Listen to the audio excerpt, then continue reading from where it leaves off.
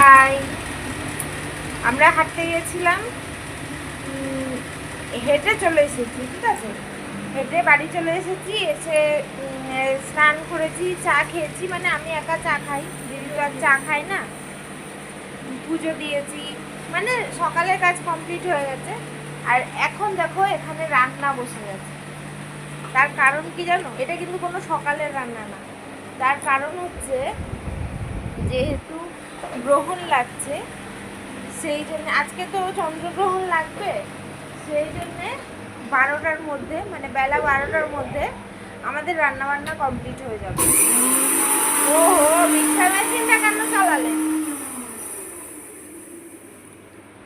তো যেটা বলছিলাম, বেলা 12টার মধ্যে আমাদের রান্নাবান্না কমপ্লিট হয়ে যাবে। 12টার মধ্যে আমরা খাওয়া দাওয়া করে নেবো, মানে দুপুরের খাওয়া। দুপুর ওই জন্য আজকে আর সকালের কিছু হয়নি।